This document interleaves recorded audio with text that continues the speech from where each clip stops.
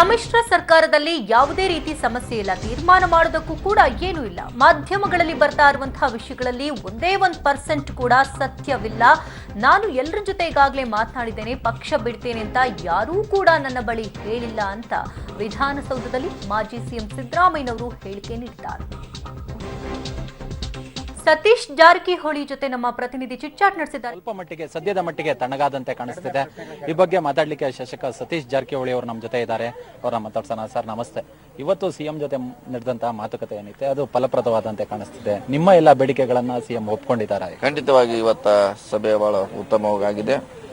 ನಮ್ಮ ಹೆಚ್ಚು ಸಮಸ್ಯೆಗಳಿಗೆ, ಅದು ಡೆವಲಪ್ಮೆಂಟ್ ಇರ್ಬೋದು, ನಮ್ಮ ಸಮುದಾಯದ ಸಮಸ್ಯೆಗಳಿರ್ಬೋದು, ಸೊ ಎಲ್ಲ ಕೂಡ ಸುದೀರ್ಘವಾಗಿ ಚರ್ಚೆ ಆಗಿದೆ.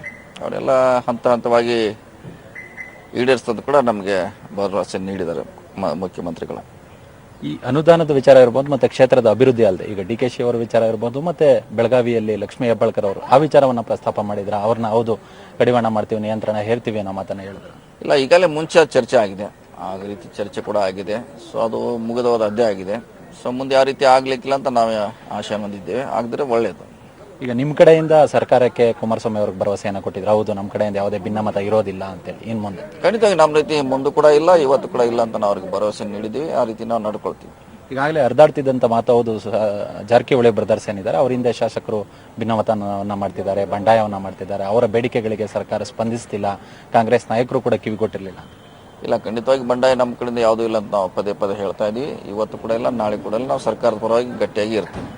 ಈ ಹಿಂದೆ ಈಗಾಗಲೇ ಅಟ್ ಪ್ರೆಸೆಂಟ್ ಬಿಜೆಪಿ ಅವರೇನು ಆಪರೇಷನ್ ಕಮಲ ಮಾಡೋದಕ್ಕೆ ನಿಮ್ಮ ಕಡೆ ಇರ್ತಕ್ಕಂಥ ಕೆಲ ಶಾಸಕರನ್ನ ಸಂಪರ್ಕ ಮಾಡ್ತಕ್ಕಂಥ ಪ್ರಯತ್ನವನ್ನ ಮಾಡಿದ್ದಾರೆ. ಅವ್ರು ಕೆಲವರೆಲ್ಲ ಬಿಜೆಪಿಗೆ ಹೋಗ್ತಾರೆ ಅನ್ನೋ ಮಾತಾಡ್ತಾರೆ. ಇಲ್ಲ, ಆ ರೀತಿ ಯಾವುದೇ ಆಗಿಲ್ಲ. ಯಾವುದೇ ನಮ್ಮನ್ನ ಬಿಜೆಪಿ ಸಂಪರ್ಕ ಕೂಡ ಮಾಡಿಲ್ಲ. ಆ ರೀತಿ ಯಾವುದೇ ಸಮಸ್ಯೆಗಳು ನಮ್ಮ ಪಕ್ಷದಲ್ಲಿ ಯಾವುದೇ ಇಲ್ಲ. ಪ್ರಮುಖವಾದ ಬೇಡಿಕೆಗಳಲ್ಲಿ ಸರ್, ಈಗ ಬಳ್ಳಾರಿಗೆ ಒಂದು ST ಸಮುದಾಯಕ್ಕೊಂದು ಸಚಿವ ಸ್ಥಾನವನ್ನು ಕೊಡಬೇಕು ಅಂತ ಕೇಳ್ಕೊಂಡಿದ್ದೀರಿ ಅಂತ ಹೇಳಿ. ಖಂಡಿತವಾಗಿ ನಮ್ದು ಡಿಮಾಂಡ್ ಇದೆ. ನಮ್ದು ST ಕೊಡ್ಲೇಬೇಕು ಇನ್ನೊಂದು ಸ್ಥಾನ. ಸೊ ಅದು ಈ ವಿಸ್ತರಣೆಯಲ್ಲಿ ಖಂಡಿತವಾಗಿ ಈಡೇರಿಸ್ತಾರೆ. ಸರ್, ಇಲ್ಲಿಗೆ ಈ ಬಂಡಾಯ ಮುಗ್ದಿದ್ಯಾ ಅಂತ ಹೇಳಿ? ಖಂಡಿತವಾಗಿ ಇದು ಬಂಡಾಯ ಇಲ್ಲ ನಾವು ಹೇಳಿಕ್ಕೆ ಆಗೋಲ್ಲ. ಮುಂಚೆ ಕೂಡ ಈ ಬಂಡಾಯ ಇಲ್ಲವೇ ಇಲ್ಲ. ಆದರೂ ಎಲ್ಲೇ ಒಂದು ಕಡೆ ಇದು ಉದ್ಭವ ಆಗಿತ್ತು.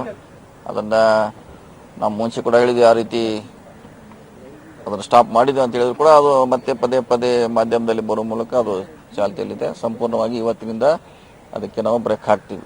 ಸರ್, ನಾಳೆ ಕಾಂಗ್ರೆಸ್ ಹೈಕಮಾಂಡ್ನ ಭೇಟಿ ಮಾಡೋದಕ್ಕೆ ರಾಜ್ಯ ನಾಯಕರು ಹೋಗ್ತಿದ್ದಾರೆ, ನೀವು ಹೋಗ್ತಿದ್ದೀರಾ? ಯಾವೆಲ್ಲ ವಿಚಾರಗಳನ್ನ ಅಲ್ಲಿ ಪ್ರಸ್ತಾಪ ಚರ್ಚೆ ಮಾಡ್ತೀವಿ. ಯಾವ್ದಾವ್ದು ಬರ್ತೈತಿ, ಅವ್ರು ಏನ್ ನಮ್ಗೆ ಕೇಳ್ತಾರೆ ಅದಕ್ಕೆ ನಾವು ಇಲ್ಲಿ ಇರುವಂತ ಇವತ್ತಿನ ಸಿಚುವೇಶನ್ಗಳನ್ನ ಅವ್ರಿಗೆ ವಿವರಣೆ ಮಾಡುವಂತ ಪ್ರಯತ್ನ ಮಾಡ್ತೀವಿ. Thank you sir. ಇದು ಶಾಸಕ ಸತೀಶ್ ಜಾರಕಿಹೊಳಿ ಅವರ ಮಾತು. ಅಂದ್ರೆ ಈಗಾಗಲೇ ತಾಜ್ ವೆಸ್ಟ್ ಎಂಡ್ ಹೋಟೆಲ್ನಲ್ಲಿ ಮುಖ್ಯಮಂತ್ರಿಗಳ ಜೊತೆ ಏನೊಂದು ಸಭೆಯನ್ನು ನಡೆಸ್ತಾ ಆ ಸಭೆ ಸಫಲವಾಗಿರ್ತಕ್ಕಂಥದ್ದು. ಹೀಗಾಗಿ ಇನ್ನು ಮುಂದೆ ನಮ್ಮ ಕಡೆಯಿಂದ ಯಾವುದೇ ಬಂಡಾಯ ಇರೋದಿಲ್ಲ. ಈಗಾಗಲೇ ಮುಖ್ಯಮಂತ್ರಿಗಳು ಎಲ್ಲ ಭರವಸೆಗಳನ್ನ ಈಡೇರಿಸ್ತೀವಿ ಅನ್ನೋ ನಿಟ್ಟಿನಲ್ಲಿ ಅವರು ನಮ್ಮ ಬೇಡಿಕೆಗಳನ್ನ ಈಡೇರಿಸ್ತೀವಿ ಅನ್ನೋ ಭರವಸೆಯನ್ನು ಸಹ ಕೊಟ್ಟಿದ್ದಾರೆ. ಹೀಗಾಗಿ ನಮ್ಮ ಕಡೆಯಿಂದ ಯಾವುದೇ ಬಂಡಾಯ ಇರೋದಿಲ್ಲ ಅನ್ನೋ ಮಾತನ್ನ ಸತೀಶ್ ಜಾರಕಿಹೊಳಿ ಅವರು ಹೇಳ್ತಿರ್ತಕ್ಕಂಥದ್ದು. ಕ್ಯಾಮ್ರಾ ಪರ್ಸನ್ ಮುನ್ರಾಜು ಜೊತೆ ನರಸಿಂಹಮೂರ್ತಿ, ಪಬ್ಲಿಕ್ ಟಿವಿ.